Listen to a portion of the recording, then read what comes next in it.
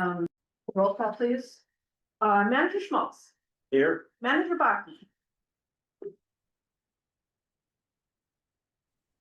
Here. Manager Taves, Manager Schottmuller, Here. President Anderson. Here. We have a quorum, so we may proceed. This is a special meeting. We have the budget workshop and that's it. And before we do that, there's some housekeeping, item that we want to take care of for the annual meeting coming up in December and early December. And that is for the business meeting, we need to assign a delegate and then an alternate delegate. And I think there's two though, right? Two delegates, one Yeah, alternate. and then one alternate, yeah. So you and I are going, and so, Thank you for that, yeah. by the way, the recommendation. Yeah, yeah, you're going to learn a lot, and it's very important. So, the business meeting, I think you would probably like to sit in on as well. And that's the last thing on the last morning. And so, I will nominate, myself and Jim, Yeah. yes, to, be delegates to the Minnesota Watersheds, I always want to say MOD, the old name, Minnesota Watersheds, Business Meeting, the annual conference. I'll second that as a motion. Thank you, Manager Smalls. All right, Manager Schmaltz, Aye. Manager Baki, Aye. Manager Schottmuller. Oh, sorry, Manager Taves, Aye. Manager Schottmuller, Aye. President Anderson. Aye. Sorry, didn't see you come in there. Okay, thank you, motion passes. We can talk more about that later. Good. All right, so the topic, of course, is the budget workshop, and so, I think it's probably best, Steve, that you do just a slight intro to this. Sure, I think, Emily and I kind of worked on this together to put together a tentative budget, but with all three new managers getting more heavily involved, we've been involved pretty much all along the way here. We thought it'd be important to get an agenda where everybody's topics and concerns are at least on the agenda to talk about. So we put these ideas together. And we're open to have any other ideas that any of the board managers want to add, or if you want to change the priorities, it's fine too. So it's just a kind of a starting list. I'll just run down the list real quickly. Go by the glass. Getting old as that. First of all, we want to review and discuss the 365,000 budget changes summary. Some of the managers haven't seen that before, so we want to make sure everybody has a chance to look at that and offer any comments. So we'll go through that. Then we'd like to review the three budget levy change options and risk associated with those changes. And under risk, what I perceive as being risk, and everybody has their own view on this, but one is the public reaction to the levy. The higher the levy, the increase, the greater chance the public will be dissatisfied with it. The second one is the risk that we have of not meeting our payments, and that can be best measured by our reserve percentage. The lower the reserve percentage is, the tighter each year gets. So that's another variable we should look at when we compare them. And the final one is the future financial status of the watershed district over the last 7 or 8 years. And that again can be measured by the reserve and how much money we have on the side, so to speak. So those are three things we might want to consider. The third thing is to discuss the potential impact of future grants that we expect in 2026.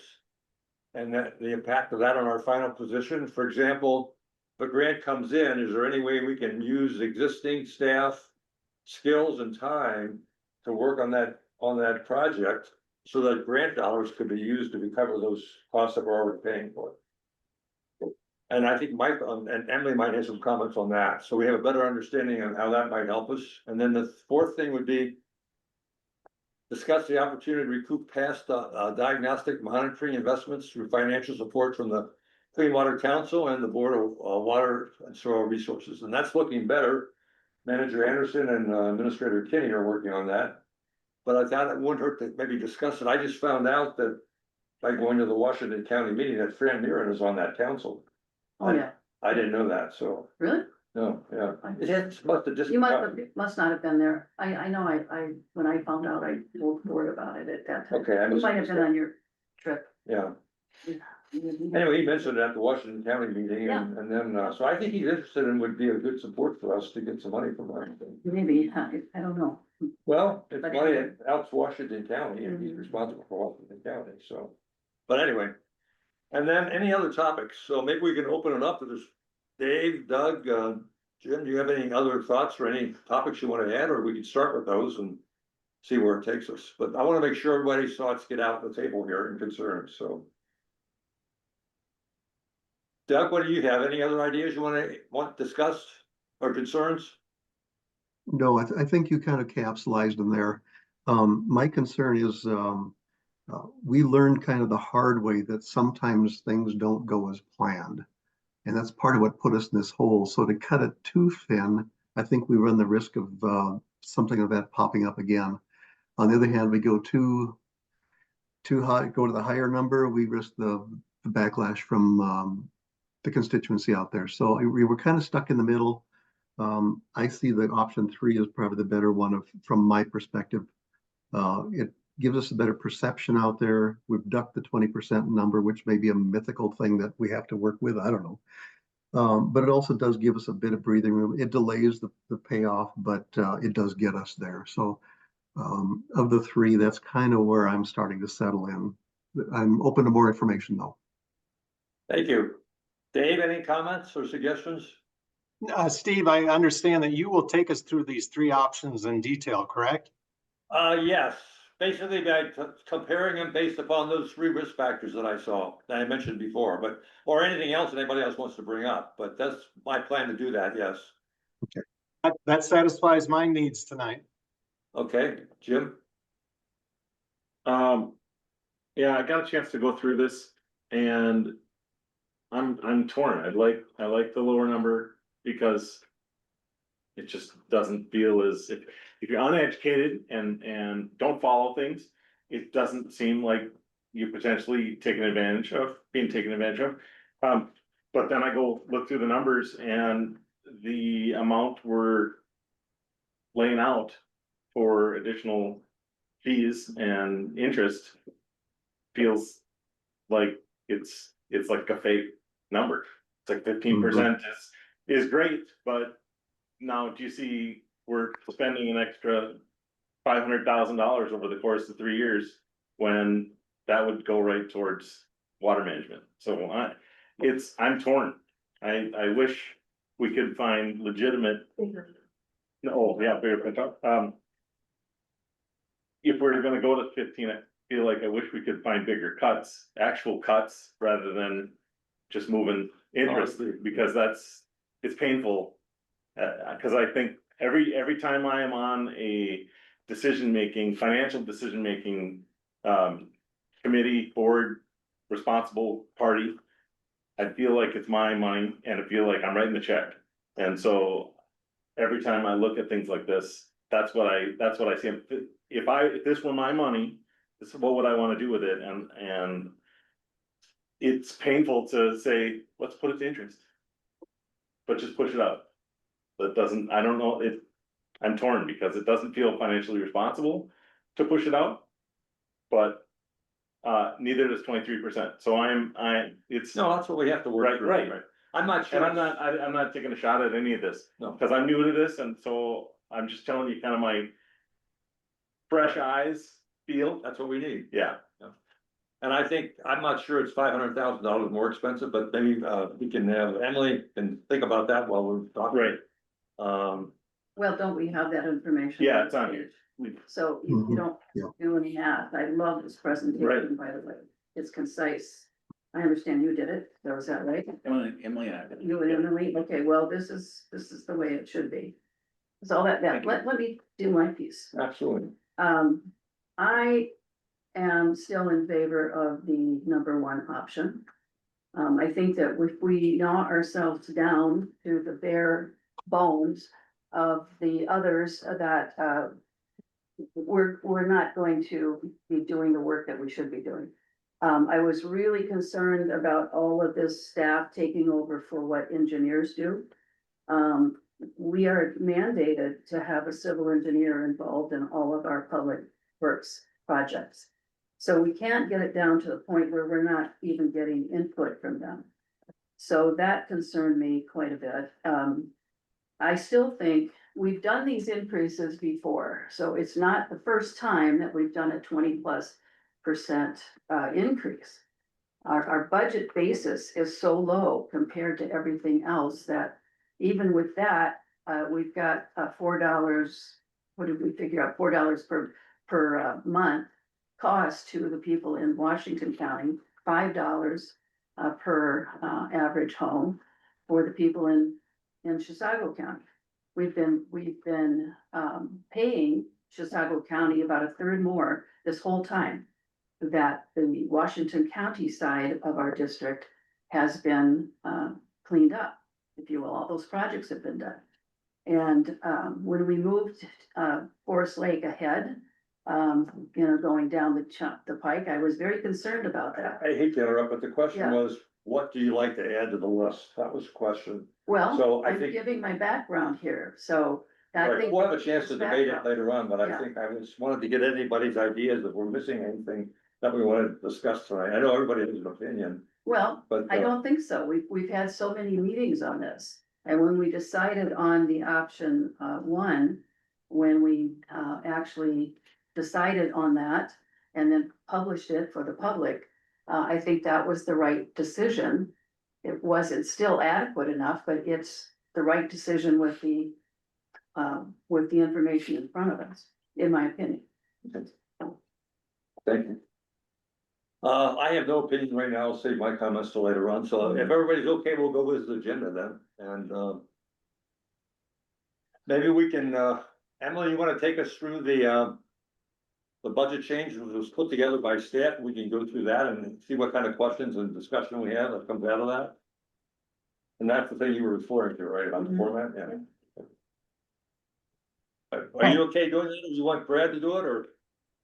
No, I can do it, and Brad certainly chime in. Ooh, I know. So I wanna zoom in enough that everybody can see. I don't think I can show all three options, but I'm gonna let's go through option one, and then I can show the differences between the three options. So this is kind of, Excuse me, is Mike online? I can't tell. Mike is not online. Alright. Oh, Oh, just- there You he is. said it, and there he is in the waiting room. I woke him up, I guess, huh? Okay, we're all set then. That's great. I wanted Mike to hear this too. All right, so what we had done, so the way that this budget process had started, just kind of a recap reminder for some and maybe new info for Jim, but normally we would start the process with the staff providing a recommended budget. This year we did it a little bit differently. The board had a meeting in early May and just talked about kind of their general priorities and said, here's all the things that we want to have in the budget. Here's all the things we want covered. Give us a budget that includes all of those things. And so that was a budget where the expenditures far exceeded the estimated revenues. And so all of this is in comparison to that original budget from May. And so that's what this first column is here, was that sort of starting place of throwing everything in that we can, that we would ideally like to have if revenue wasn't an issue. And so we looked at in option one, okay, if we only want to increase the levy by 23.7%, we're going to have to do some expense cuts. And so that was sort of the origination of this document is, so revenues increase by 420,000. We take out a loan. We are working on adjusting our permit fee schedule to hopefully bring in more revenues from that. There was talk of taking another look at that Forest Lake AIS tri-party agreement. That might be a way to increase revenues by a little bit. But given where those revenues are, those are the changes that we would see compared to if we did a 0% levy increase. And then we have the section where we looked at expense cuts that we could potentially do. And so the starting place for the staff wages and benefits was 1.3 million. We thought we could save it down a little bit and kind of at the minimum bring it to 1.21 million. We aren't able to hire any seasonal technicians under this budget, but we have been approved for a grant and we will have a full-time Conservation Corps member provided by the MPCA from April to October. And we'll also have a Conservation Corps crew available to us in addition. So able to get some grant funded things to cover some of the work that needs to be done, but that doesn't have to come out of the staff budget. Do we want to pause with each one, or do you want me to give an overview and then we'll go back? I think this is a workshop, so people can just come in and ask their questions when they have a thought. I think that's the best way to do I it. agree. So why don't you just continue, and if anybody wants to talk and ask her a question right now, go ahead. But don't be shy about interrupting the conversation, so you can get your questions asked right away. That sounds good. We had noted here the manager's per diem and payroll tax. So this one, the budget starting and ending at 30,000. However, something to keep in mind is that when we have these workshops and everything, we might go over budget. And so we didn't recommend any changes to that manager per diem budget, but our estimated year end for 2025 is about 2 times what that budget is. So that's something to think about, you know, as we look into the future and look at how we're operating. That might need to be a budget change that happens in the future.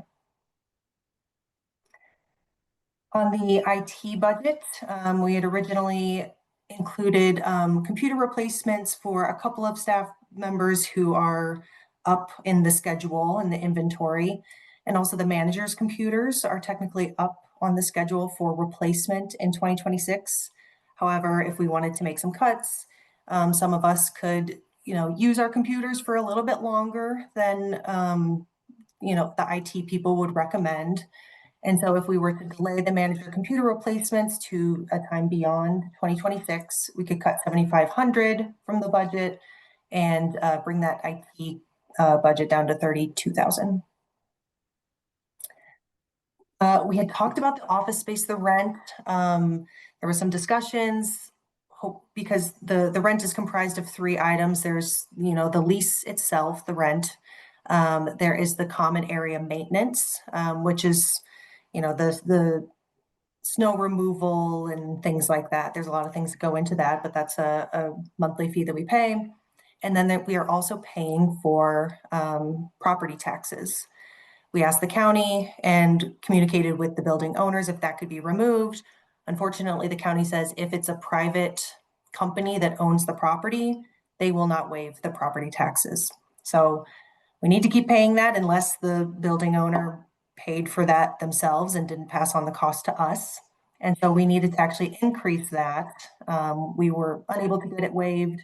And so that would bring the 2026 office space rent, common area maintenance and taxes up to just under 60,000. Getting into the professional services, we had an original budget of 49,000 for RedPath, and then 60,000 for general consultant professional services, one large component of which is our human resources consultant, Ellen. And we thought with bringing Brad on board, he might be able to take some of that work in-house. We're looking into bringing, kind of switching up the way we access our monthly accounting software. So that might be able to result in some savings. It's less time with consultants doing that and having staff do that work instead. And so trying to make some pretty ambitious cuts to these 2 line items to bring those down a little bit. Getting into the debt services, we had a very successful conversation with the Pollution Control Agency.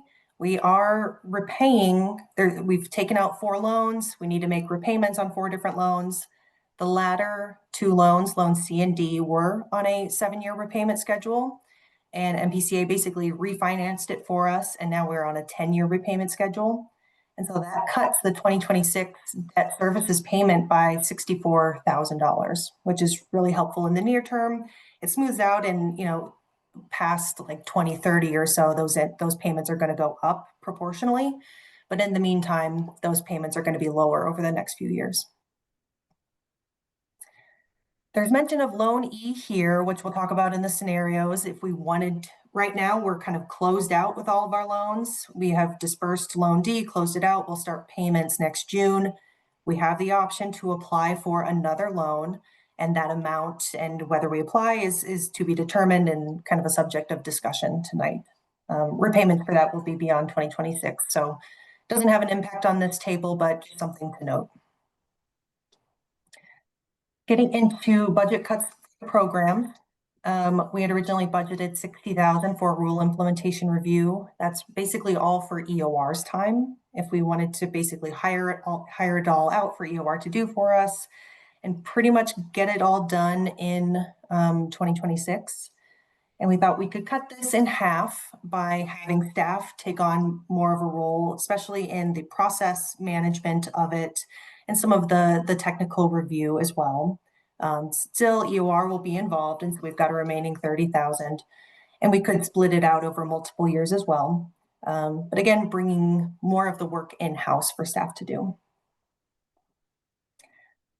The monitoring program is where we saw kind of the bulk of the cuts. And so between where we budget ongoing initiatives is where we budget for the report writing. There's stream monitoring, and then there's lake monitoring.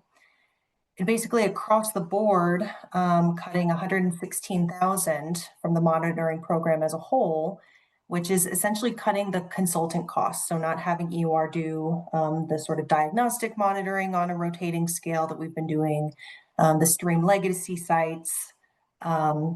We wanted to do some lake sediment cores to kind of get some more detailed information about sediment loading in the lakes.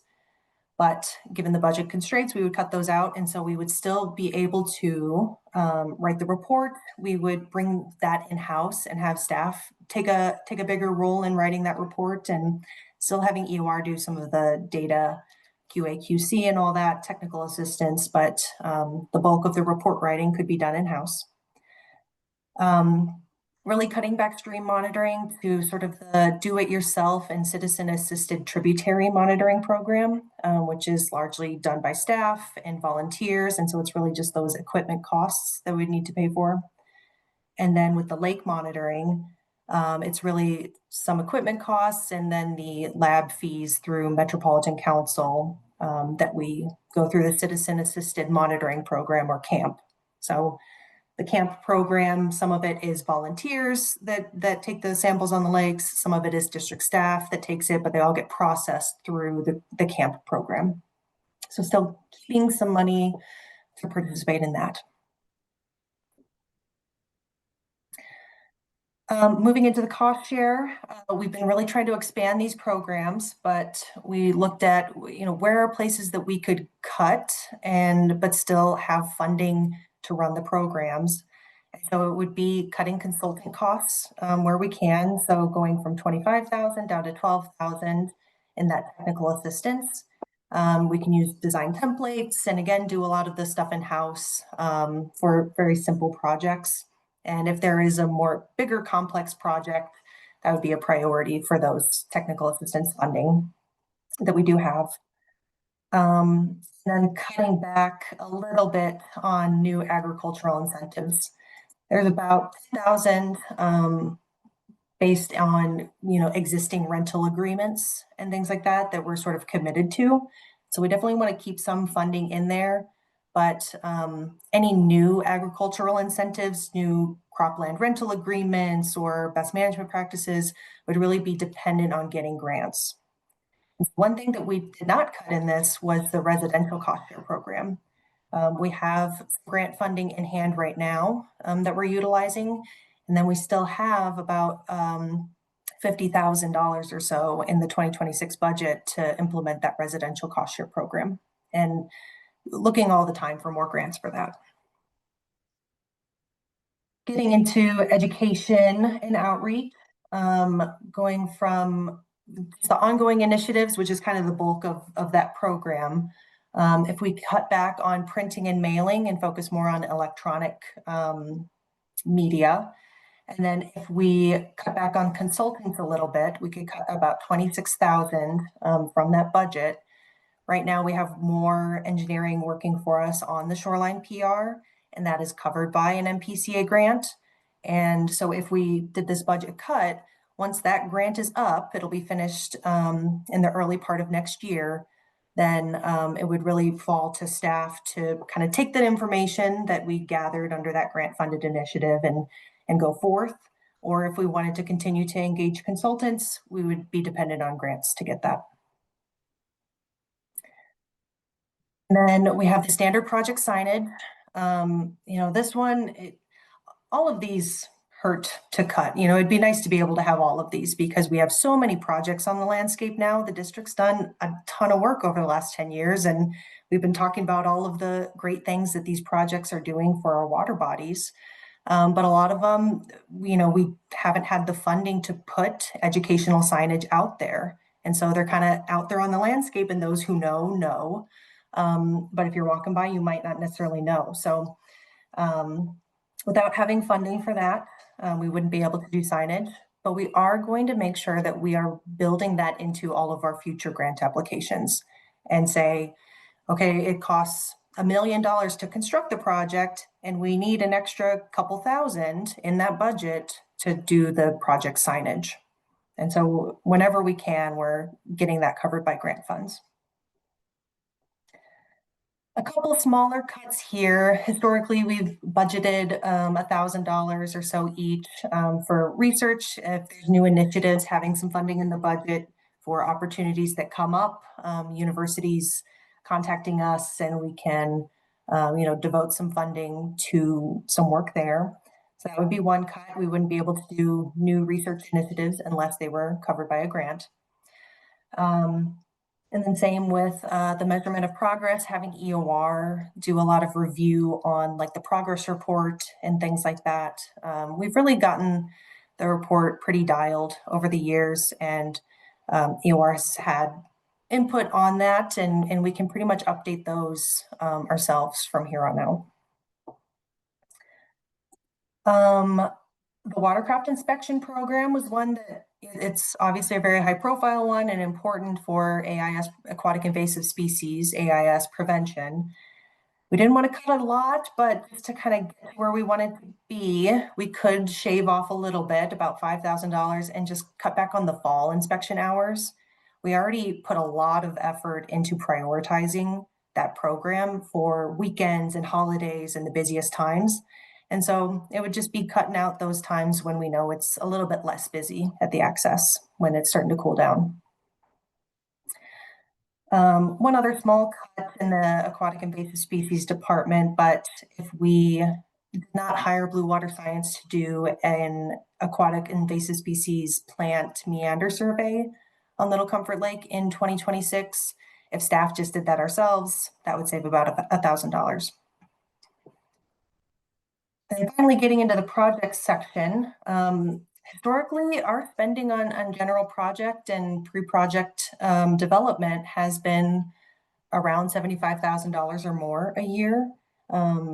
We've had a lot of feelers out there for new projects, and we coordinate really closely with EOR, and we would meet with them regularly to kind of keep the train rolling and get all these projects on the ground. And also to look at other project opportunities or other things that just kind of pop up, unexpected things. So if we wanted to sort of make this budget balance, we would need to cut this down by about half and really limit ourselves to about $36,000 of local spending on non-grant funded EOR time in 2026. And so we would really have to be committed to, when EOR does a scope of work, all of the meetings and everything that's associated with that is included with that. And they don't start until that grant is in place. And so all of those invoices that come through, we can bill against the grant, and it's all eligible. So it's going to be really important to make sure we're kind of threading the needle and making sure that that work that EOR is doing for us is grant eligible. We had hoped to budget $10,000 for Greenway Corridor visioning and assessment, sort of this kind of picking up this very general topic that we've been doing of, what is the Greenway Corridor or the Green Belt and Open Space Initiative to us in prioritization and having EOR facilitate that process. We could cut that $10,000 and we wouldn't have any local funding to be putting toward that. However, we have been tentatively sort of initially allocated 1.2 million from the Lessard Sands Outdoor Heritage Fund to do easements and acquisitions as part of the Greenbelt. And so we generally know what the priorities are, and we're looking in that Sunrise River corridor area and really kind of starting with Shallow Pond as sort of the nucleus and going out from there. And so that grant will cover some of the professional services costs like surveys and site assessments and things like that. But it wouldn't really cover, there's not sufficient funding to do sort of this general visioning, meeting facilitation sort of thing. And then finally, adding in an expense is offset by revenues, but the Bone Lake South property, we are hoping to close on that very soon. In fact, we're kind of checking off the things on the list for the granting agency. One of them was just a few tweaks and amendment to the purchase agreement, which the landowner has signed, and we actually just need President Anderson to sign tonight. And then we should have everything lined up and ready to go, and then get the upfront payment for that land acquisition and get that done before year end. And then we'll have $121,000 left over from our Conservation Partners Legacy Grant to start doing the work out on the site. And so that would be some cattle exclusion fencing, it might be some sediment removal, things like that, preparing for ultimately phase 2, which would be funded by a Lessard Sands Outdoor Heritage Grant, for which we are also tentatively slated to get about 1.2 million. There will be a need for some local costs with this, and we're still kind of figuring out exactly what we want to do there, getting quotes for the work and figuring out what that budget might be. And so we might see some amendments and some further detail on this line item in particular as things progress, but just noting that in the budget for now, that's work that's going to happen. And that is the expenses. And we'll kind of conclude and then we'll take a break talking about the difference in revenues between the three options. So option 1, the one that was adopted in September, 23.7% levy increase. You can kind of see the dollar differential, what that is compared to if we did a 0% levy increase. Option 2, 15.6, would be offset by increasing the amount of loans that we take out. And then option 3 is kind of that place in the middle, just under 20% levy increase, 19.9. And then covering that differential with the Clean Water Partnership loans, but taking out less loan dollars than we would in option 2. Emily, I have a question, Yes. or maybe it's just a point of clarification. So in option 1, we're looking at taking out $234,000 in a loan, correct? In option Yes. 2, we're almost doubling that by looking at a $400,000 loan. And in option 3, it's $322,000. So are all 3 of these loans potentially from the same source and at the same interest rate? Yes. What is the source? The Clean Water Partnership loans, which is the same as loan A, B, C, and D. So it would be that 1.5% interest rate. And the contract would be a 7-year contract. There is potential that PCA would allow a 10-year repayment on future grants or future loans. I asked them about that and they haven't gotten back to me. They might not commit to that in advance. They might say, you got to sign the 7-year repayment schedule contract because that's the policy, and maybe they can change it at their discretion. Have we determined how much we would be paying in interest in each of the 3 options? Yes. Can you share that that, information? yeah, without totally doing a whole different screen share, I will just say, so option 1 interest would be estimated, the total interest across all 5 loans would be about $126,000. Can we just, Emily, I guess my question is, looking at the 3 options, given the amount for the loans for each of the 3 options, what would be the interest on just those loans, not the other 4? So option 1 of just 234,000, we'd estimate interest, and this interest is more or less 9%. It has to get calculated, and it depends on how long the disbursement period is. But general estimate right now, option 1 would be $15,000 in interest.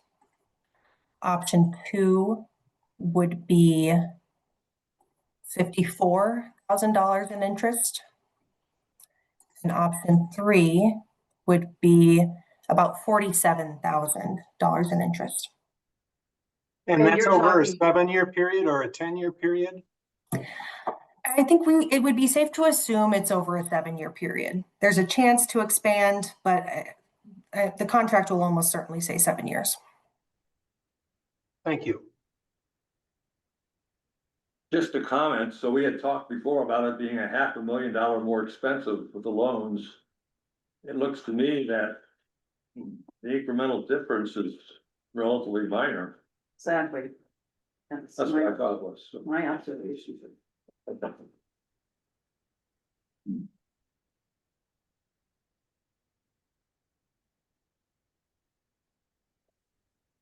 And yeah, just to clarify, in all 3 options, we are taking out a loan E in order to balance the budget. There is not an option here where we are done taking out loans. Mhm. I think the other thing that's going to be different, as far as the loans, excuse me, not the loans, but the, way we have been handling that preliminary work that, if the engineers do, in investigating, the spot for the project and getting, all of that preliminary information together so that they can actually do a plan for the implementation part of it. We've been paying for that upfront stuff all along, and there are loans that do cover that preliminary work. And so that's gonna be different for us. That's gonna take a big chunk of that former expenditure for engineering and move it from general fund expense to getting a loan for it. So we're actually going to save a lot of dollars that way. So is staff aware of those opportunities, or is it something you found on your own? No, Okay, it's available, it's out there, that's good. and it's not just one source. The mandate comes from our 103D law that all of that expense is to be paid for.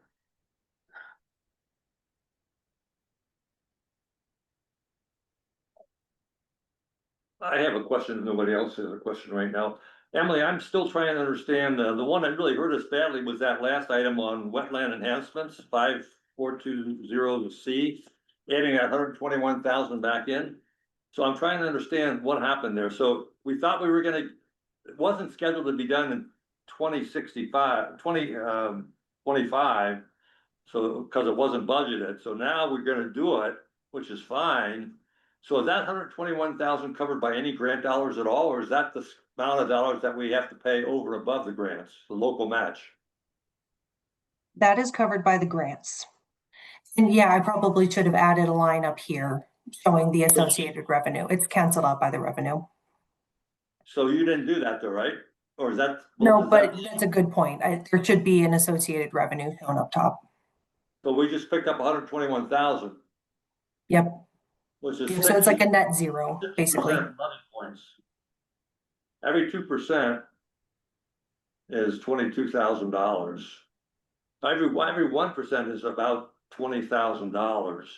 So 20,000 into 121, that's going from 20, 26 down to 19. And breaking even with it. So that's gonna help us a heck of a lot, right, Brad? That should 121,000 off. I just wanna make sure we can do that, though. Everybody agrees to that, so that's why I asked the question. Well, are there any other grant dollars that are listed under expenses? We have, yes, we have multiple grants that we are expending.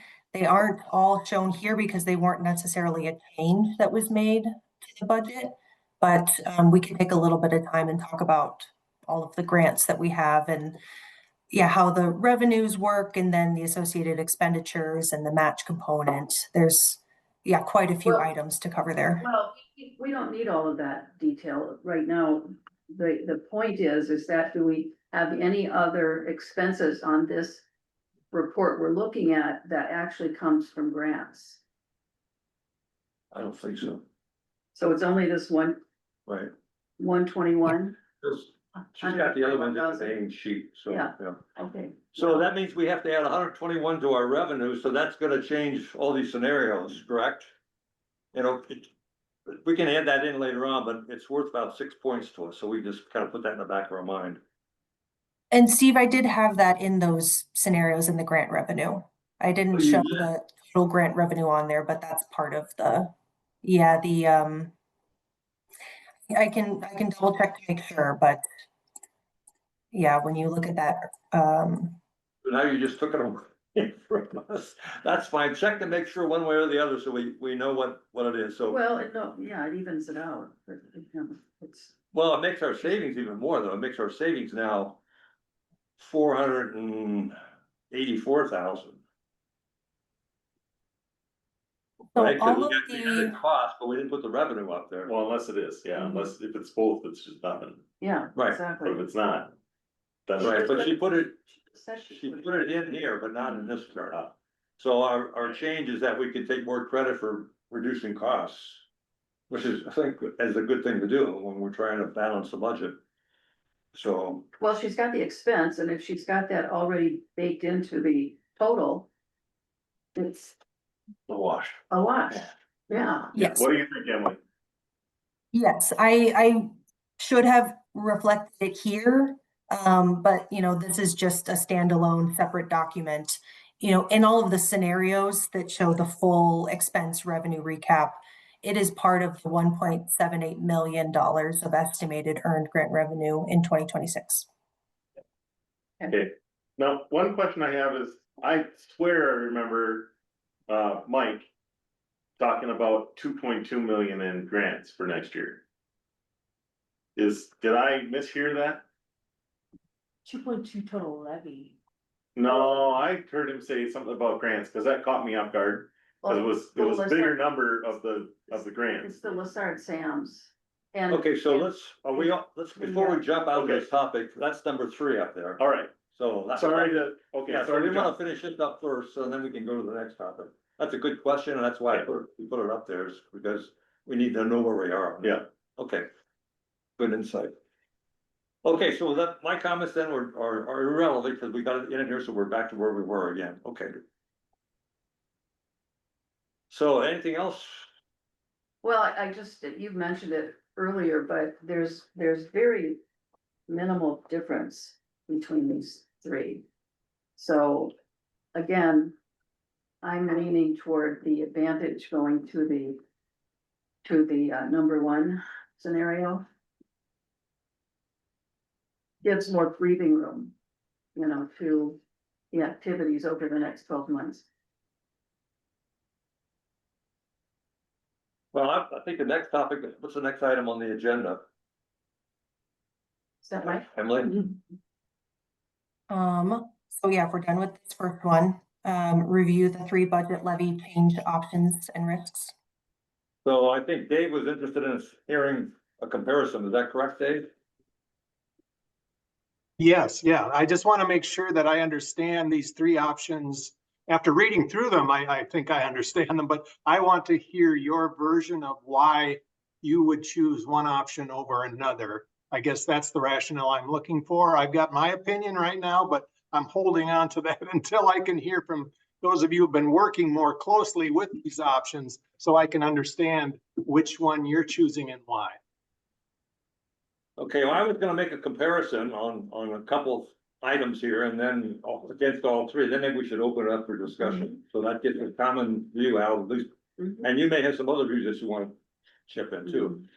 First of all, I think as Emily pointed out in her letter, this whole thing is, everything's the same except we're trading levy dollars and loan dollars. So it's the only change in all three of these sheets. It's a balance between how much loan we take out and how much we want to pay up front. So that's one thing. The other thing is that they all end up with a loan balance of basically 90,000 in the year 2034. So that equalizes or normalizes the numbers. So we come out at the same point and having $90,000 left, which is important. What changes is, one, public reaction by how high the levy has increased is, and in that case, 23.7 is higher than 18.9, which is higher than 15.7, so that rating is automatic. The next thing is the risk that we have associated with this, and my view of risk is looking at the reserve percentage, which is in the middle of the page, right below fund formation.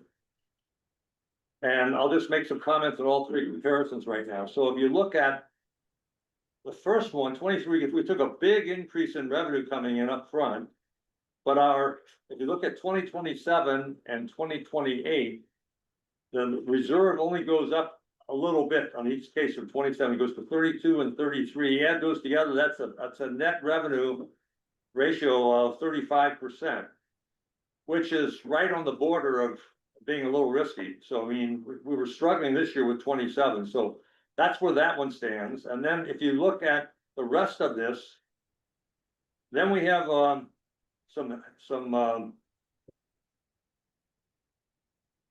after 2028, they provide refunds to the people quite heavily down below with this option of 23.7, 3%, 7.6, another 7%. So we're giving money back to the people by reducing the levy. So that means that we took a lot of money up front, which is not good for public opinion, and now we're giving it back at the other end.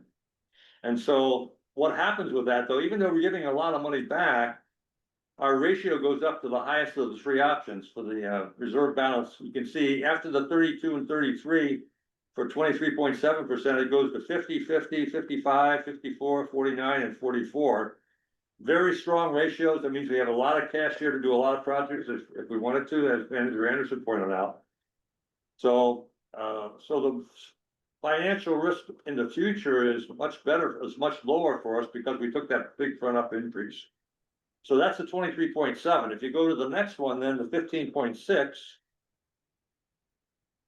Again, this is in the middle. I mean, we're at the low end, so this is probably the most attractive to the public. We'll probably won't like it anyway, but it's lower.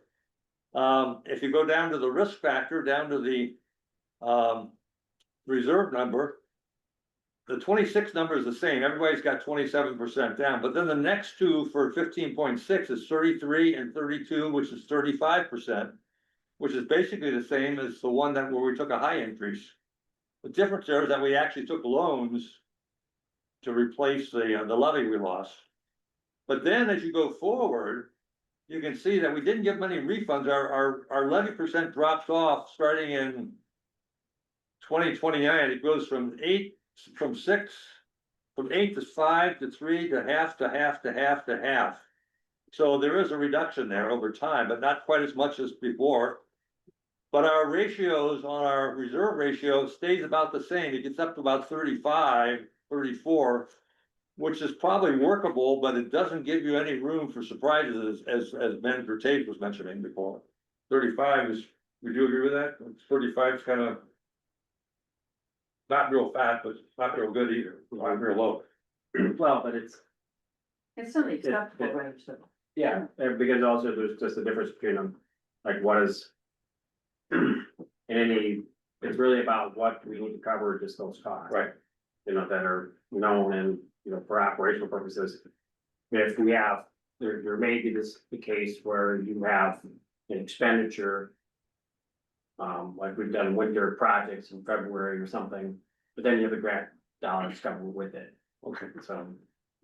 Are you done? Now, can I finish on the last one? So, so that basically shows That's kind of the middle of the road one, but I guess 35 is we can get by. It's certainly better than 25 and 27, which is what we had the last 2 years, where we've been watching our balance pretty closely. So that's too low. So then the other one that staff did was the 19.9, which is in between. And there you can see that, again, if you go, that's in the middle percentage increase wise. We said we would be somewhere between 19.9 and 23.7 to the public. No, it was 21 and 23. On Was the, it that number? I thought it was 19. Around that was 20. 20 or something like nothing, that. nothing was 19. I think we were thinking if we're gonna do 20, we might as well do 19.9, but, so this is 19.9. I think, that was, Mike told me anyway, Okay. it's the psychology of the, Well, we can still go lower though. You got the free. but that wasn't, the point is that that lower number was 21. You know, I remember the 2-1, so 2,100,000, and then the upper number was, I think, 2-3. Yeah, 2,000,003. So this one is in the middle at 19.9%. If you look at the ratios for 27 and 28 on the reserve, it's 33 and 34, which is 68. Which is higher than the 65 we had before. So this one is stronger in the short term. But then you'll notice that as you go forward, it also jumps up to 39, 39, 39, 39, and 40. So it gives us an extra cushion of another 4 points. So in terms of safety factors.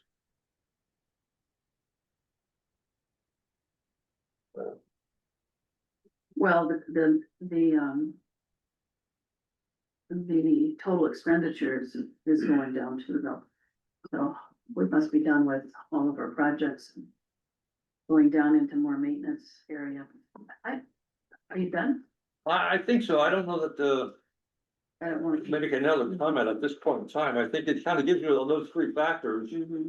How we stand, and it kind of follows the percentages, obviously, because that's where the cash flows come in. We're trying to make up the difference with the loans. But,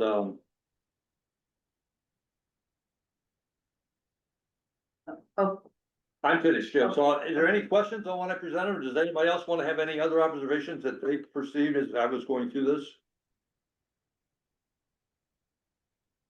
I looked at it from the public viewpoint, our reserve percentage and how safe that was, and then how safe the reserve is down the line further, which there is a definite difference there between the 3. well, So, first, Steve, I do have a question. Go ahead, Dave. So you talk about public opinion. Now I'm going to talk from my perspective and what I've seen from the State of the Watershed meeting that we had, from looking at the survey results after that, and in talking with my constituents around Bone Lake. Public opinion supports an increase in their property taxes that will directly impact our watershed district. That's what I see and that's what I hear. What I'm hearing from you and others is that there's a negative public opinion. See, I'm not seeing that, I'm not hearing that. So where's that coming from? and I'm the same way. I don't hear about, there's one person that continually wants to dig deeper and deeper, but that's it. And I agree with everything, Manager Baki said. I'm not hearing that negativity. So I think we need to consider that too, is that there's no point in causing the work that we do harm as we move forward when we've done this kind of increase before. It always happens when we go into a new sub watershed area, and we've got on top of that this the Greenway corridor and the floodplain work that we're doing. That's a big project that affects everybody. So I hate to see us cut to the bone when we don't have to. And what this comparison with the 3 iterations, there's very little difference with it. So not a sizable, I mean, there's obviously differences, but it's not that sizable.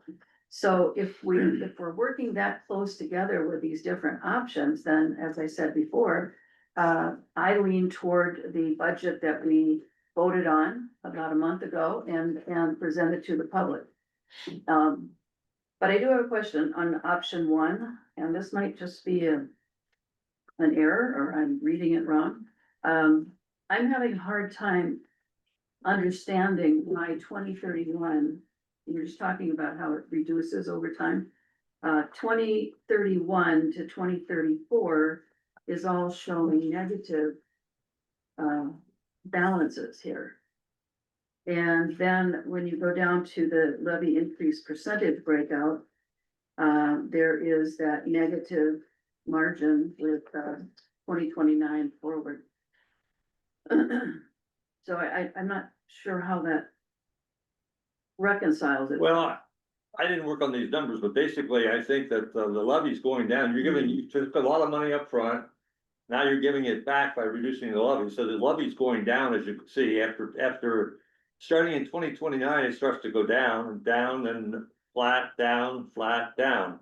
And so what you're doing is, where a negative number shows that you're spending out of the reserve, which is already at 54%. So we couldn't put it, if you put it in the reserve, it'd be up to 60 or 70% maybe. So Well, but you can't do that with revenue. It's revenue under expenditures, is that first series of negative numbers. which means that you spend it out of the reserve, and we've done that in the past, like in Mhm. 2025. But I mean, you could put it back in the reserve, so the reserve would be at, maybe 60%. Emily would have to run the numbers for us by zeroing those out or making them positive. But it just shows you that how much money we have left at the end of the last 5 years, because we took so much up front. And, the other thing to think about this is that we only need to get through 2026. You know, what we say and it's gonna happen in 2034 and so forth is not gonna have much credibility with anybody. Even 27 and 28, they'll be concerned about it, especially since we got higher increases. But 2026 is what we have to get through, and that's a tight year for us, because it's at 27%, even with a 23.7% increase. Once we get through there, we'll have a much better understanding of what to do the next year, so. I don't know that solving it down the road is gonna be an issue. But we're 60% under right now, so, this is only, we're only taking care of half of our debt Yeah, I know, I situation, know. so. Mike? Madam President, managers, first of all, apologies, I had it in my head at 6:30, it's on my calendar at 5:30, so. I was driving and I realized, wait, our meeting started. So, I did hear the question about the grants, yes, so we've already been given this allocation the preliminary indication from the Start Sands, that we'll be getting this additional money. We don't have it on the books because we don't have it. So until the legislature approves it, we won't add it to the budget, so that's our current process, so we don't.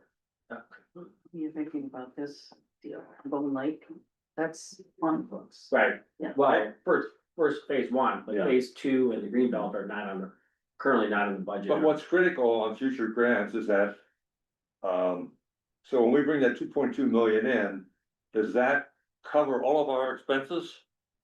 Or does it allow us to take some of the staff time and put it into that grant, so, which would help us? If it just covers the expenses we have with the grant, Mhm. but not our own internal costs that we're trying to cover, then we just break even. So for the work plan for phase two and the Bone Lake South, one of our proposals is that, we will be able to have some staff time with that versus contracting it out, so, we'll actually, myself and staff will be at the meeting next Wednesday morning to hear the committee on their final recommendations, so we'll see what they think about our proposal, if they have any Okay. concerns. Additionally, we have another grant, really staff and I, worked on today for, this shoreline piece, and it's a different initiative through a foundation. Or is already seen that Goodell Foundation appropriate for a 2.3 million ask, that would offset staff. But again, it's not, it's not a bird in the hand. So Right. we don't include that. That being said, so I, have received directly communications from residents, about the concern about the levy amount, not much, and I've shared them with president managers, mostly. Some treasurers also, so there is some out there. We heard one person asking a question about it at the state of the watershed, but they are right, so, and there's probably, I don't know if you understand public communications, if there's several people asking, there's more that are concerned about it, so, and I don't think it's really an objective of the boards to see how high we can get the levy. By no means, rather, we've been extremely frugal in many respects and pretty, leveraging roughly a 1.1 to 1 ratio of levy to the grant dollars. Is really almost, to my knowledge, unheard of in any other similar entities or other entities, so. But that still being said, from just a business side of it.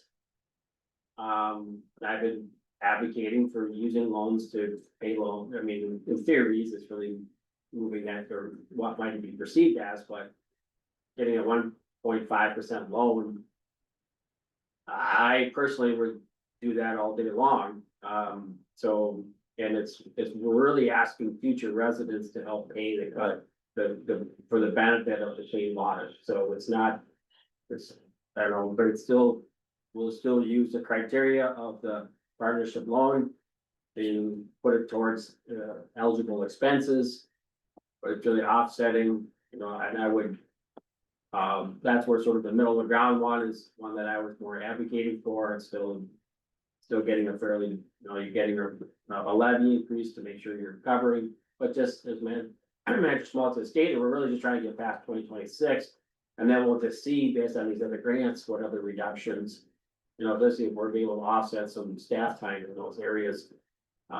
What that would look like.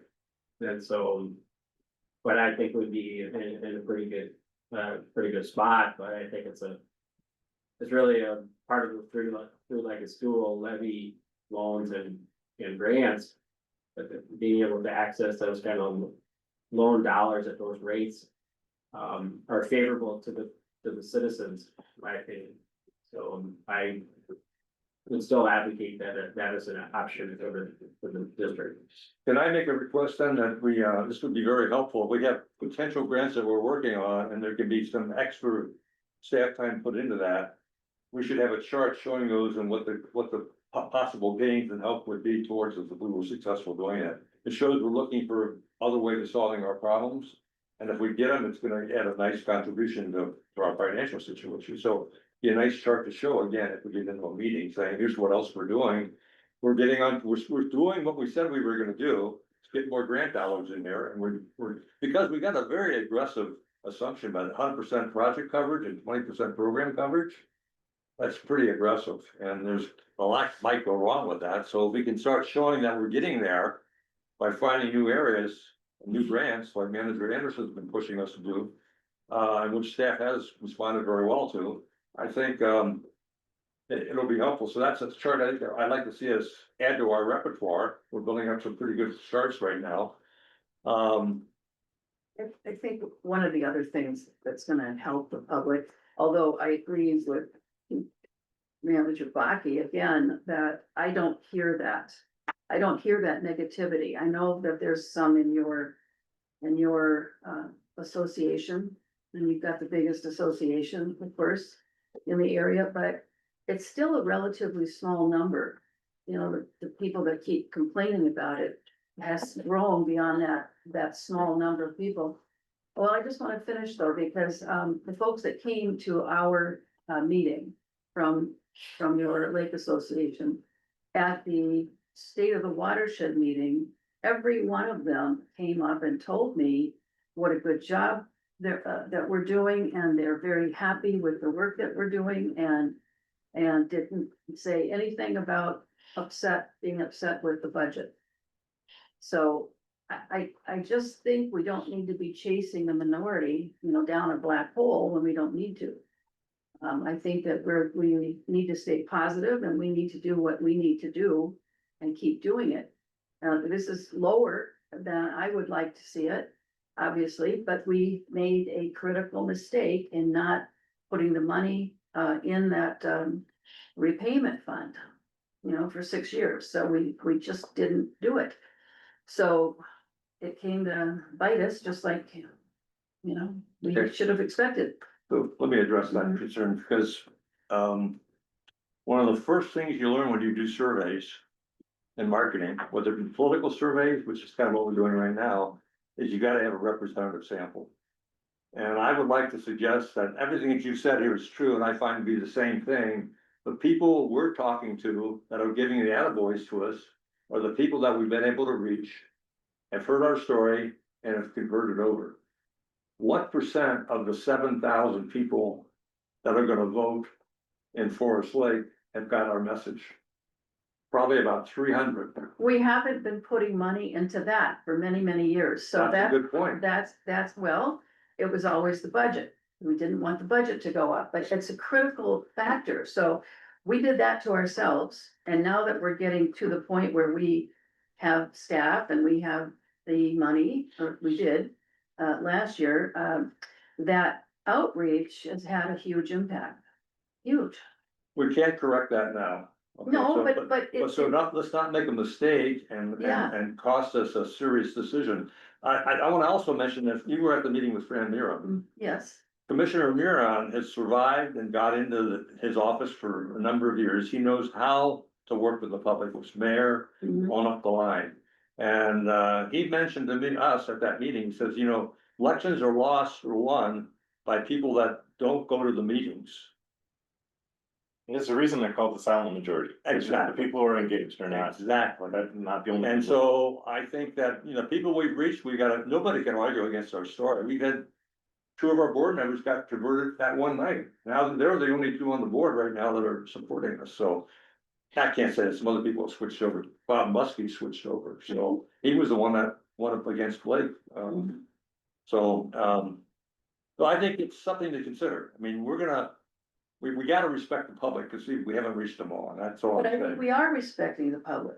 And so if you've got dozens of people that are calling you and talking about how bad this budget is, then I haven't heard that. That's because they're not gonna call you. They won't come to the meetings. They just won't, they see 23.7%, or they hear about it in the social media group, big X.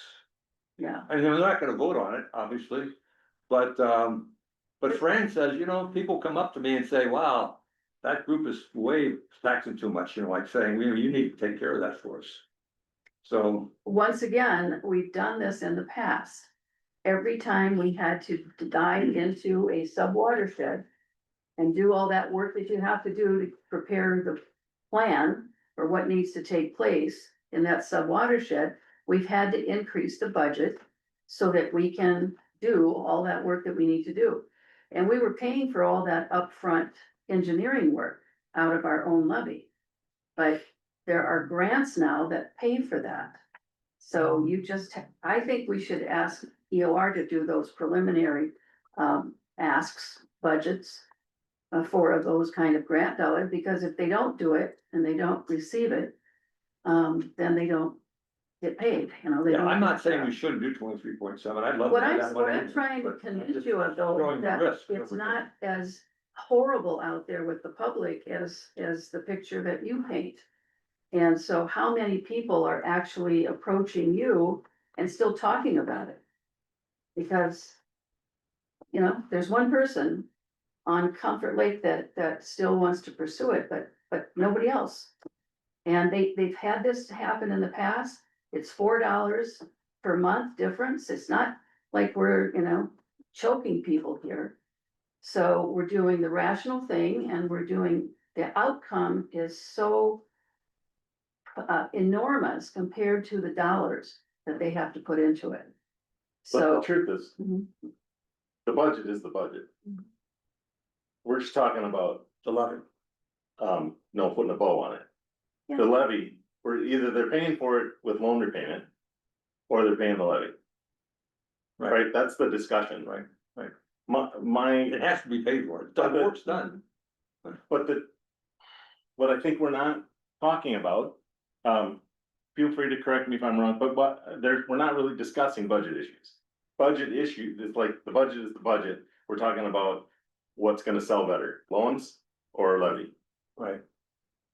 Because, well, I happen to be down in Washington County. I talked to a couple of the other administrators, and one administrator I was talking to was saying that his life's been hell for the last year and a half because they appointed a person on the board that's extremely negative.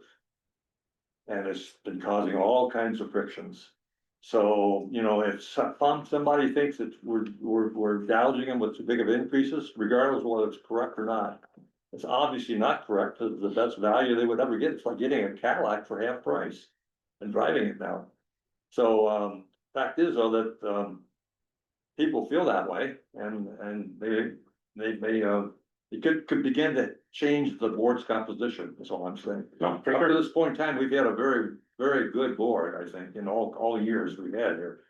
We worked together well, had difference of opinions, but we worked out and made the group decision and stood by it. So like I'm saying, I'm not saying we shouldn't do 23.7. I'm just saying we need to recognize what the risks are Mhm. and Well, it may not affect you and I because, you know, we're not gonna be here another 15 years on the board, so, but No, somebody but- else will be. But I still don't think that we're making too much out of a few people. Well, I'm going to, there's a Lake Association board meeting on Wednesday. I was gonna take these three options and I got two people. Muskie switched over, so when people come in and say, what do you think about this 23.7%? That's awful. Mhm. Bob stood up for us. He said, no, if you want good water quality, they've got the gem for us. We have to just pay for it, you know? But you have to also talk about the reality of what that 23% increase is on a levy that our basis is 1.8 million. I know, it's for these. ridiculous. Well, it is ridiculous, and that's why we have to talk dollars to people, and once they understand that, especially if you put it down at that monthly level. When you hear this is gonna be $4 every month that you contribute to clean water. That changes the whole dynamic of the conversation. Again, that, if we could get to the other 6,700 people in Forest Lake, we'd be fine, but before. But we don't hear anything from the other people in this area. And if this was really a concern to everybody out there, it would be like the agua chaos that we had a few years back when we were looking at the agua. That's not happening here. So that's what I'm saying is, let's be rational about the response, because it's not as bad of a picture as you paint. And there's always people that are curmudgeons, you know, they're always gonna be that betting against the the craps game. So they're betting against, the positive, positive outcome. The other issue is the one that Mike mentioned, we're just trying to get through the 2026. Mhm. We'll buy another year, see where we are and adjust. Adaptive management, I've been adapting my opinion because I got Mhm. information from Fran and some other people that I think is important to pay attention. Yeah, well, And, yeah, we run a pretty lean machine, already, and so there's I not a agree. lot that you can cut. When I compare us Mhm. to South Washington County though, why are we twice the size of South Washington County and cover less water? Okay, Yeah, one, they have a stormwater fee, so they have a revenue stream outside of their levy. okay, So, city gets the city gets that, yeah, $460,000 a year. I would help one them. yeah, they're much larger, because they've been charged to do that with kind of related work, some larger fees. But also just the taxable impact. So look at the number of lakes and landscape of water resources per developable land. Like if you were to take that Woodbury area and plop it up here, mhm, and where you could just, okay, no wetlands, nothing, let's just go Mhm. build. Then you would have a ton of commercial play property, ton of homes, maybe a very different. Just financial picture from that perspective, so. The Cumberland Lake Forest Lake Watershed District is blessed with water resources. Yeah. Which then inhibits the ability for developers to come in and build. sure. First, the tax base. But the dollar value is Well, let me less give you an down example. there Did you- and the square footage is more. I'm just wondering how are they dealing with all the, 20% more water or wetlands but they only have 6 staff. So, I don't see a lot of waste down below. I just see our staff number is way higher. So I'm just curious.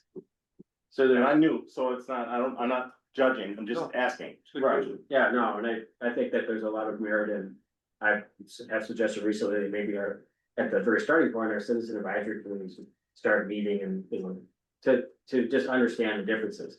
So the other there is, so they contract a lot out, Okay, so then, whereas if you look at so there are some individuals that do not wanna have, and, let's see, the other,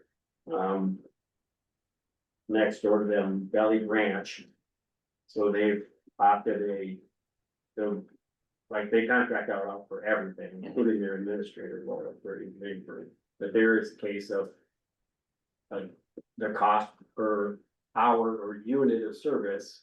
So like if we were to pay for a lot of this stuff and then previously done the analysis, you're probably paying twice the amount per hour. So they contracted with the WCD a lot, so the WCD has a lot of staff. So there's a lot of work that goes to them. Same with some of the others, Farmar, St. Curry, WMO, they contract with the conservation district. So, so there's that part of it. So there's then also who's doing what roles. Some of the other metro watershed districts, if they have, more responsibility in different areas. So like we used to contract the monitoring. So that would, you know, that would be whatever, 1 point or something less staff. We could do less permit regulations, and I'm not gonna necessarily advocate for that, yeah. say that's, you know, how they're doing or not doing, but by observation, it's different. So, and then, or the cities could opt to do that under a memorandum of agreement.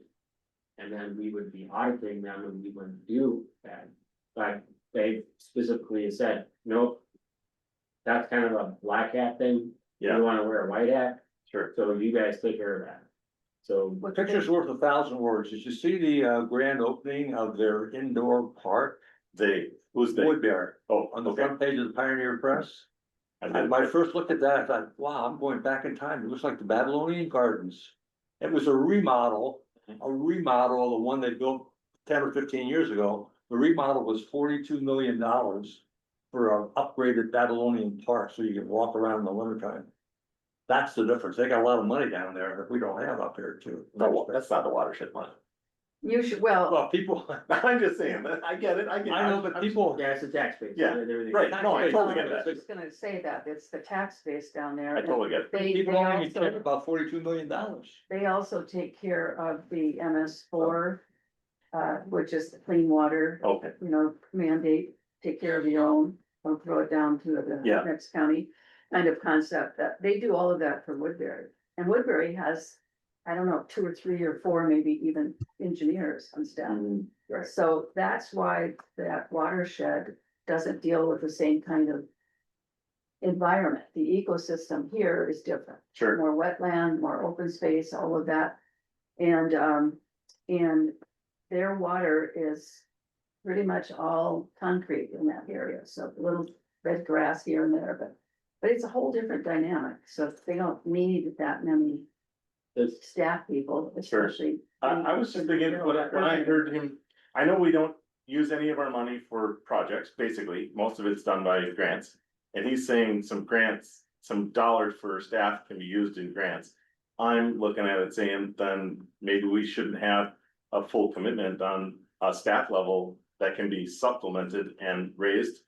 When we have projects that are gonna cover those costs. I just feel like, given the size, it's something should at least be thought about. Good questions. I think you're really getting at the value of the whole thing. And then one thing you did mention is that before we started adding all these people, when we had, what, 3 people? We had an engineering study done to look at what kind of staffing do we need to support the resources we've got, water resources we have here, and fulfill our responsibility to the, what's the term you use, the mandate from the state. Mhm. Yeah. Well, It what, Legislative required. yes, came exactly. out between 10 and 10 and a half people. And so that's where we've been at once we reached that, so 11 and a quarter, okay, so we would never have been a full there, so. But, so that's kind of, I mean, you may wanna look at that study, it was well done, and I was kind of skeptical when they did it, but when I went through it and looked at it, it's very well done, and, Well, it's just a statement also that every watershed is different, right. every watershed, so it depends on, you know, what your ecosystem is, the landscape is in that environment, so. You can't compare them, that's why. Okay. But you know, what I was gonna say is, maybe you should send out to the board members that chart that Washington County has there's 8 watersheds in Washington County. And so when they're collecting all of the data from, once a year for budgets, there is a chart with all of the budget dollars by watershed. Right. And I think that would be helpful. Yeah, the other thing that was kind of interesting, when we went to that meeting with the commissioners. Oh. They had the chart that shows all the watershed districts and last year's budget, and this year's budgets, percent increases. We kind of stood out. We were at 23.7, and the highest, I think, was 3%. There was some zeros on there, so maybe we should get a copy of that chart. I saw one double digit. Yeah, it's Those are it's on the county Yeah. website, it's on the part of. Oh, okay.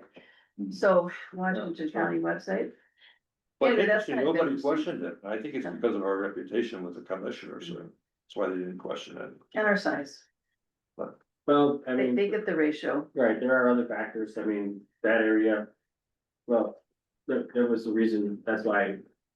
How UR came into being is Woodbury. They were, the engineering, they worked for the engineering company that was wanting to put everything in a pipe and send it down to the river at huge expense. And they said, well, gee whiz, this is all soil that can infiltrate water easily. So so they left and started that firm to promote that kind of management. So, we don't have that. The type of soils here are not going to infiltrate, so it's a very different, challenge from that perspective, so.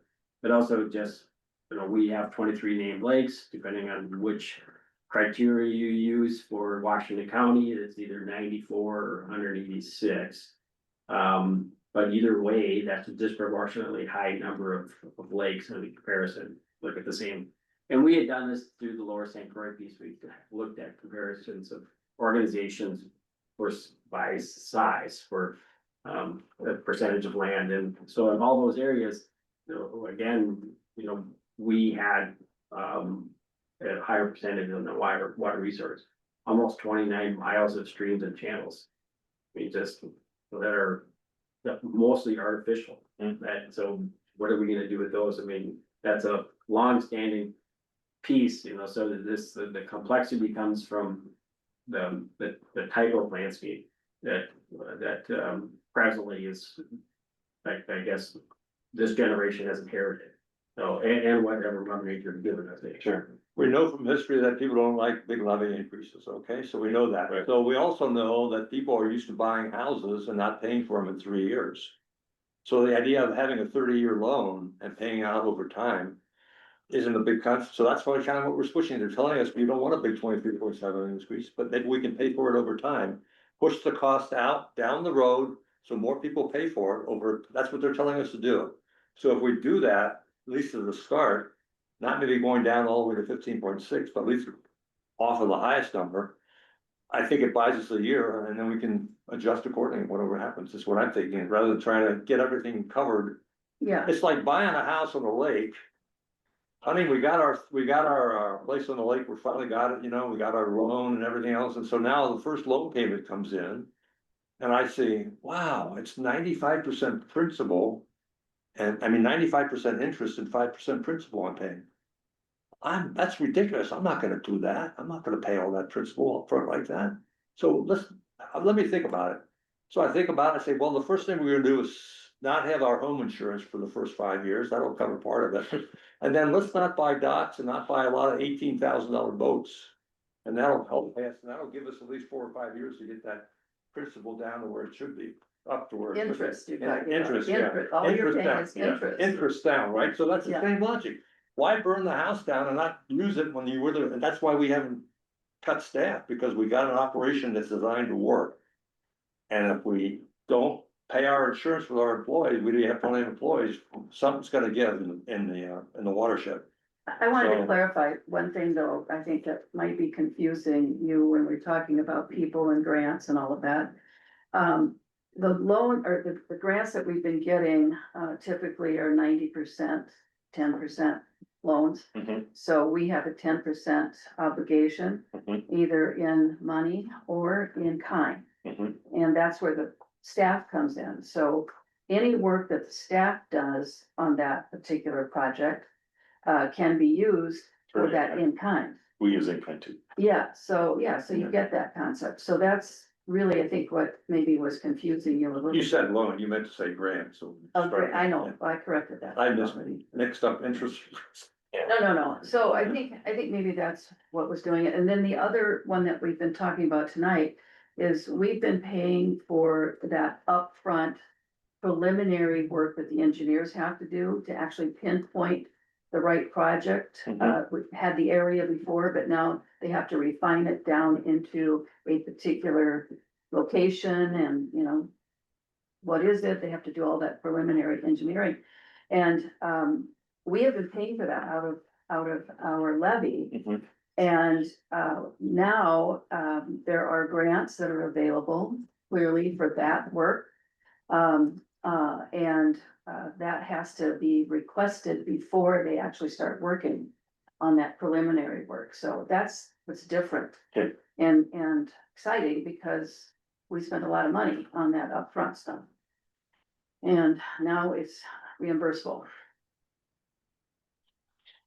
So before we run out of time, I was gonna, do you have another question on? No, but just two other points, and visitor managers is that, so I have mentioned, I think at the last meeting or so about the Yahara Lakes economic study, they were estimating that it drives about, this is in Madison University, it completed this, it's a very extensive study, it's very, very impressive. So, and there was one, I think, that Bemidji State did back in 2002 or something timeframe, and but both were similar in describing like how much value clean water adds. So just the economic impact of clean water, which people have completely discounted from this conversation overall in terms of like the value of the work being done by the watershed district. There's a absolute direct correlation between cleaner water within the district, you know, and what it does from a driver from an economic development standpoint. So there's that. I have reached out. University of St. Thomas has a program where there's Sustainable Communities Partnership, where they will offer a service at no charge to public entities to do certain types of research and things like that through class collaborations. And we've worked with multiple different universities on similar things, more on the scientific side, but this is one that we could potentially engage with as well to see, because there is this question about the value, right? So we're also looking at the value that our permitting program brings that as a separate research feature of the University of Minnesota. So I just want, you know, the board and for the record, the public to know that we are looking at these particular questions. You know, so, and the other is that we heard is that starry starwort, which is an invasive species, will quickly drive your lake into the abyss. If that is to enter into any of our lakes. So, because I specifically asked all the individuals that have reached out to me directly about why can't you make further cuts? And I went through what we have proposed already, and then asked, you know, do you have anything that you would like to see cut? You know, so, because, you know, AIS could be an easy one, right? Because it's mostly levy funded, but I've not met, when I actually asked that question, well, that's not really what we're talking about. Okay, well, that takes staff and it takes resources, so which items here then do people, and I've not received a response from anyone on any suggestions of what to cut. So, and I'm not saying that, you know, there aren't, and we've really have tried to turn over every little stone as possible, any of our services or anything like that, all of our expenses internally. And I think that, you know, and we will continue.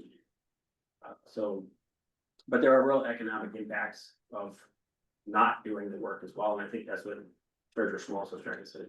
Well, you also could have somebody, maybe even staff could do this. You've got a study in Madison with a certain demographic area, a certain size and a big lake, right? Take that study and compare it to the size of our demographic area and just transfer it over and make some assumptions and you'd have an idea of what the impact would be here. So.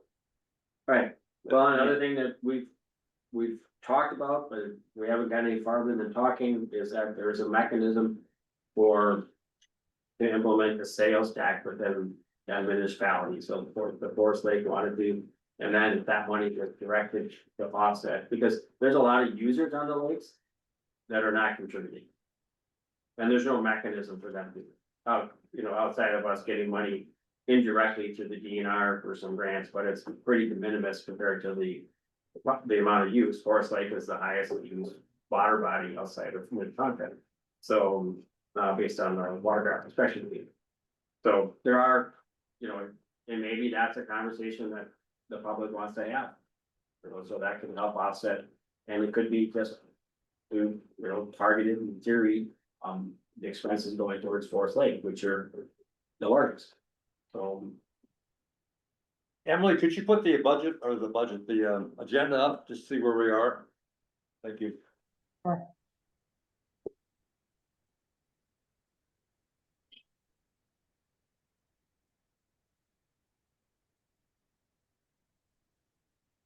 So again, throughout this meeting, we've been trying to look at some of the risks are, and then where some opportunities for us to get money in here to help us out. So we're trying to make charts and a list of these things. The big one is number 4 up there, which Manager Anderson and Mr. Kinney are working on in terms of getting our past diagnostic investment that we made. Funded perhaps from the Clean Water Fund or from by Bowser. And I know you're working on that, but I think probably Clean Water is driving it. I'm not sure Bowser's, but anyway, I thought if we can. Bowser's not agency member though. Right, but I understand they want us now to help them develop some type of a training program to help spread it out to other areas. Is that, Well, well, we could offer to do that. it's preliminary. I think, you know, we have to, there's a lot more talking that has to take place. But, you know, people have approached me from the agencies, MPCA, I've known people there since the 90s, you know, when this degradation started, so they've been watching us very closely and they're very impressed with how fast we're able to take damaged water and turn it around. So there's always been that kind of buzz around us. Mike obviously has other contacts and he hears it all the time. He shared some of that with me, and so you know, they understand that we do things differently than other watersheds. And they want everybody to know how we're doing it. Yeah, the point I was gonna make is I just looked at the budgets at the meeting we went to, and I think WCD is getting like 1.3 million from the state through Bowser, and that's a lot of money. Oh, yeah. It's gone quite up since we've been looking at it 3 years ago. Maybe that's not all Bowser, but it's from the state, he said. So the fact is that we made all this investment to the point where we're now having trouble financially to get through this. It'd be nice for them that they really want to push the content to recognize what we've contributed, investment we've made, and pay some of that money back to us, would solve our problem right away, if we could get the money from. Yeah, we know. I know, We but know, we know the line and the story. Trying the pity approach because we've earned the money, really, we have, so, but I just wanted to point that out. Madam President Manager, so just yesterday, President Anderson and I met with Justin Hanson, who's the Deputy Director of Field Operations for Bowser, so he's that works directly under John Gaskin, the Executive Director, so. So he did ask that, because he and I have had this conversation many times, and he acknowledged that he and I have had this conversation. That their guidance document is conflicting with respect to saying eligible costs are engineering costs related to assessments. But specifically calls out, we're not gonna pay for diagnostic work. I'm like, well, that is our assessment tool. So how, you're saying you're gonna pay for it here, but here, So he has agreed that we can submit a formal request for action. So, so we'll, that, A white paper, basically. yeah, basically put it together along with our protocol that staff wrote up for the Lower St. Croix folks. And we just said, this is how we do it. I mean, and to your point earlier, maybe 2 years ago or 3 years ago, Emily and I did a presentation to the NPCA statewide staff on water quality monitoring. Like, this is how we're doing it, because they were like, hey, how are you doing this? So, so we're sharing it, there are people, but it's just also just that, you know, we're running up against how everyone else has done it for so long, kind of mentality. And the fact that the policy currently will pay for entities, conservation and watershed districts to do computer modeling, but not diagnostic monitoring, to come up with projects. So, So again, we have another opportunity to help pull us out of the fire here, so we've got all these opportunities, if we can buy time for 1 year, let's not step on the tiger's tail too soon. And if we don't make it next year, we got some issues, we can raise the levy again if we have to, I mean, a little bit to make that, we're not gonna sacrifice the organization by not raising a levy, but We on the have, other hand, I don't wanna have a bear coming in. we have to get out of that debt position, because Right. we right now could do up to 2 million with our bank. In loans, or we could bond. And typically that would be on the tail of one of our counties. Because they would have better rates. That's expensive though. I don't like that route. And it's It just get, well, it doesn't have to be, but it can be. But you work through the county. So my point here is that I've been having conversations with my commissioner. And, you know, he's on board with doing whatever they can. So we're still conversing on that front. So everybody helps, yeah, everything helps. so. And he agrees, he doesn't have an issue, he hasn't heard any complaints about budget from anyone, you know, he wants us to obviously get moving on the final work that we need to do for Chisago County. So there are little glimmers of hope, you know, through this process, but it's gonna take some time. So I think we've covered everything up there right now. Is there any other general comments? And, Well, let's ask our yeah, let's just, peeping in from home. Any further comments from Manager Taves or Baki? Cause the next thing is voting on which one we want to go with. at least take a straw vote anyway. We still got time. Mhm. Yeah. Any input, guys? President Anderson, I'll go. Yep, You know, we made a sound decision after gathering data and getting feedback from the public and getting input from staff on the 23.7% increase. And as I mentioned earlier, I informally polled folks around my community, and they are totally in favor of paying more in taxes. And for folks around Bone Lake, it's more like $70 to $100 increase rather than what we have as the median increase in the chart. I am not in favor of taking out loans to pay back loans. I do understand the rationale for option one, taking out the 234,000 to make the budget work for 2026 and down the road. But taking out loans that exceed $500,000 and $600,000, I'm not in favor of that. Our Citizens Advisory Committee has been very clear about this, that they're not in favor of taking out loans to pay back loans. They want us to keep our expenses in check. You know, we've had 2 public hearings on the budget. We've had a public open forum at each of our meetings for the public to give us their feedback. I think we need to stick to what we've decided with the 23.7% increase. And that is my opinion. Be interested to hear from the rest of the board members. option one, correct? Just to be That is clear, correct, option one. thank you. All right, Manager Taves? Well, after all the discussions, I'm moving from option 3 to option 1. Ultimately, the levies are going to pay back the loans. So we take out more loans, we pay more interest. the levy pays for all that extra costs. Might as well hit it up front, get it done with. The practical difference between these options comes down to a cup of Starbucks coffee a month. And, Exactly. the 23% sounds radical, but you put it in perspective of actually what the dollars are. It's, I don't know, the clean water is worth it. It's worth it to me, that's for sure. And I've yet to have somebody come up to me and say, this is nuts. We can do a survey across all of the people, and we're going to have people that are against any kind of a tax increase, even if it's something that paves the road in front of their own house. So I think we know where our budget is. We look at our cash flow, and we go with the option that's going to get us to the objective the soonest, and get on with the work we're doing. I like also that in the out years, we have the option for cutting this way back.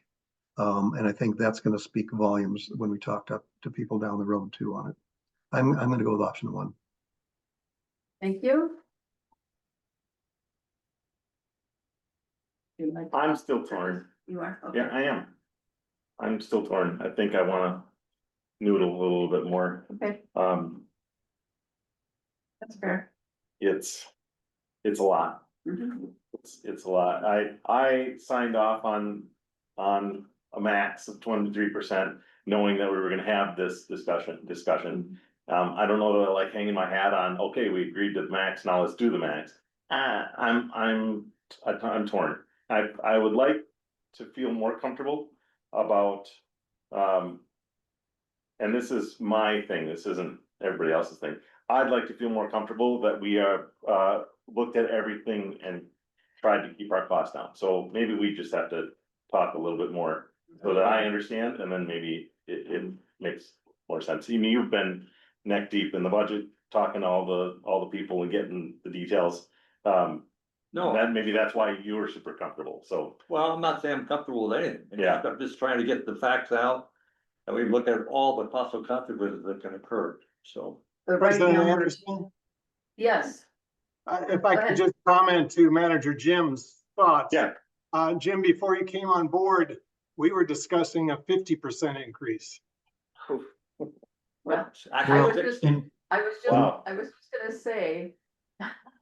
To get us out of this. Yeah. The fastest way, it's actually a 60% increase that we needed, wow. so. She really wanted 24, and so she started with 60. I didn't want 24. She always Well, had a. Well, I wanted you to contribute more the 6 years prior too. President Anderson? She's been in politics longer than any of us. That's the point I'm making. Don't step on the tiger's tail, because sometimes the tiger will be with you. and be Yes, against go you. ahead, Manager Tace. Yeah, my years on the board, I've always gone for the lowest increase, and it really hasn't paid off. Yeah. We should have been Yeah. stepping these up all the way through, because we did not anticipate, and we could not have anticipated what happened up there on 61. And that put us in a hole. If we'd had better reserves, I hate to pay more taxes. I really do. And I'm gonna get hit the hardest by this, but the difference between the 16 or 15.6 and this 23 in my area is gonna be about $5 a month. So one gets it done. So that's where I'm kind of, and we have not gone through this kind of a cost cutting process before. We've always just, worked out the budget, and we figured out how to make it go. And this time we're actually going through the budget and seeing where can we cut, how much can we cut, can we take these things out? What can we bring in house to avoid those costs? This is an exercise that hasn't been done since, I've been on the board in going on 5 years. So, thank you. Thank you for that, appreciate it. Would you like to say something more? Yeah, I'm leaning towards 19.9 or the middle one, so. Yeah. But we haven't had a formal vote yet, right? So. But it's 3 against 2, so that's a majority. No, I know. We have 2 more meetings. We still have 2 more meetings. Do we have to do this more? I don't know if there's any other I option. thought we were done a month ago. That's fine. I mean, if you want to keep talking about this, that's fine. I'm not gonna change my mind. You know, You can only do this so much. I mean, there's Right. no, there's I don't no think we- avenue to look at. You won't go with my option, so. Well, I might, I don't know, I'd like to see what. wait, her option's 60%. Get it done. You know? I get it was, done. hopefully you talk with the Lake Association on Wednesday, and that'll help me see where, how they come around or not. Okay. Cause they've been exposed to some ideas, and then, yeah, I can defend 23.7, you know, just that. We can't reach enough people if they don't agree with it, it could hurt us, not till the end of next year or something. But with how the board's set up, Well, and who gets on the board. And that can have big implications for everybody, including the employees. I think if you're worried about Fran, I think you should calm down a little bit. He really, at the core is a nice guy. Everybody likes him. And I don't think he would take out vengeance on you. No, I'm not saying, But- but he but- responds to what people tell him, too. Well, Um, yes, but have you had a long conversation with him about what he's actually hearing and well, how many? It's one or two people. Yeah. You know, it doesn't matter because it's still a minority. Yes. By the way, Reverend. there was a pretty big article in the Chisago paper about the budget stuff. And it doesn't seem to have been an outcry as a result of that. Mhm. Yep, exactly. Well, that's a good sign, if it's actually been published out in the Mhm. paper, I can send that out to the board. that would be good to see. It's Thank just you, cyber Cory. paper. What about Forest Lake? I've got my Forest Lake Times on my Yeah. couch, and I haven't looked at it yet today, so I'll see what's in there. It hasn't been in there recently, but I can see. Yeah. Yes, go ahead. Well, Madam President, I know some of the feedback that we have received is the focus on the percentage, not the dollar amount or a comparative. So one of the things in just the last, well, a few weeks ago, I mentioned, what's the cost? We just do a, little search nowadays, and we get a lot of information, but what's the average lunch and risk for those that get them are like between $200 and $500. But also then if you do, like, how many people most likely on the lake get dock or lift service, or their boats brought in or out. So that's a really common service that people get. And they don't think anything about writing a check to get that done. And not that, again, but I think if people were to, there's a lot of individuals now, I've seen this correlation between people that are looking at the levy and concerned about it. And as being newer residents, they were not around at the time when there were regular algal blooms. And so they don't remember the turbid water where you couldn't see more than a foot down in July and August.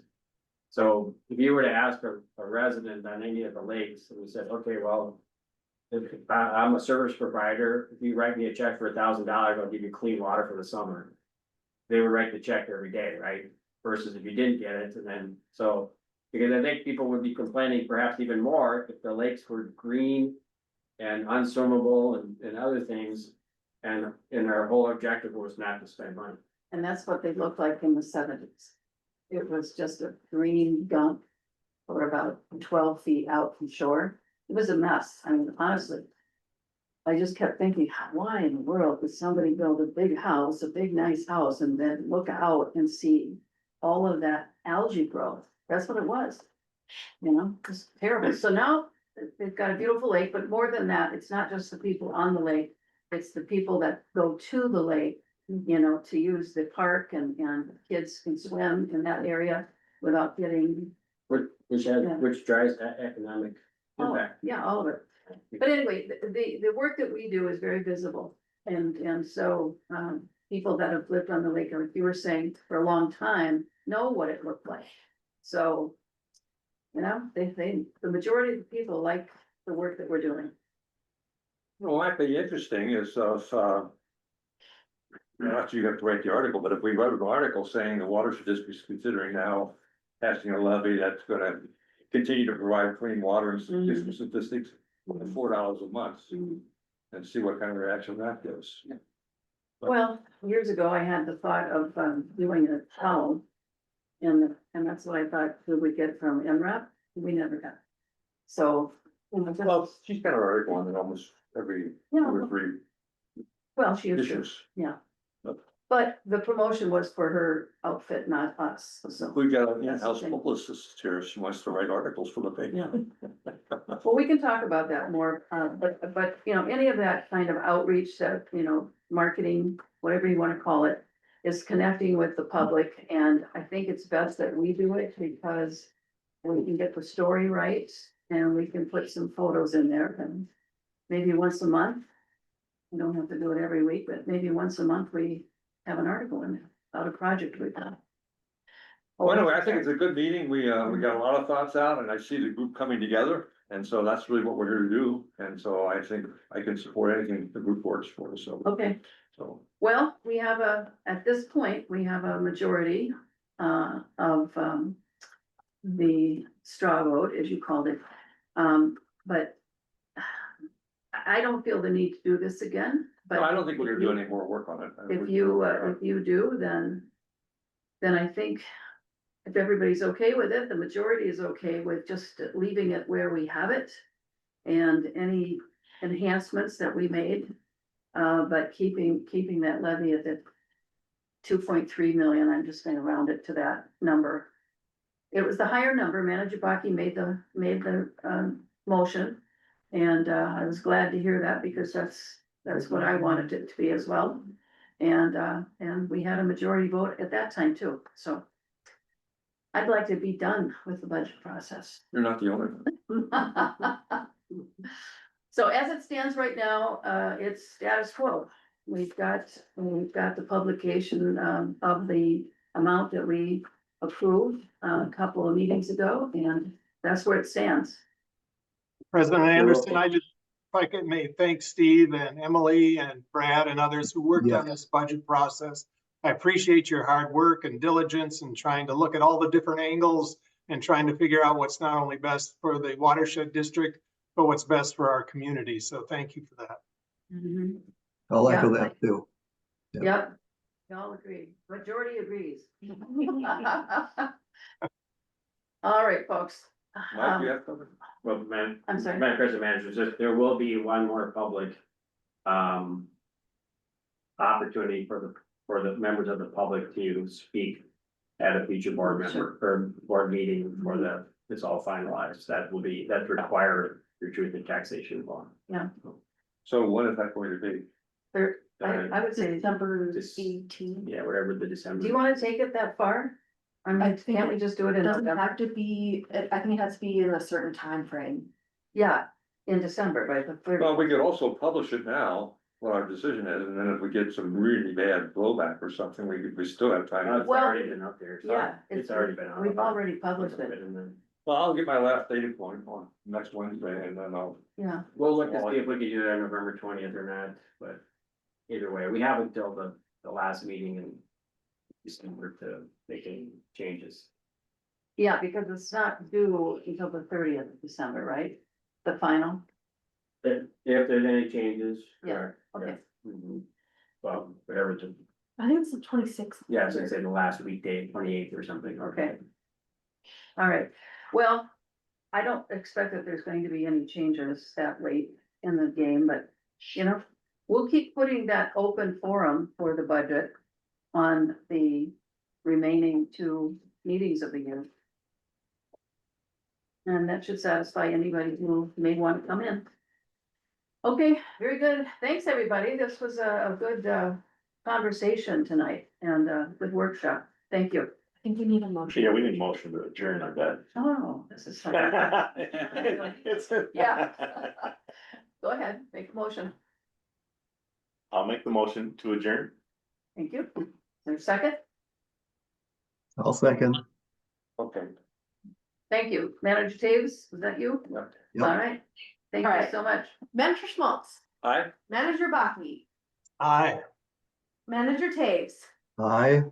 Manager Schottmuller, Aye. President Anderson. Hi. Good night, everybody. Good night. Good night. Good meeting.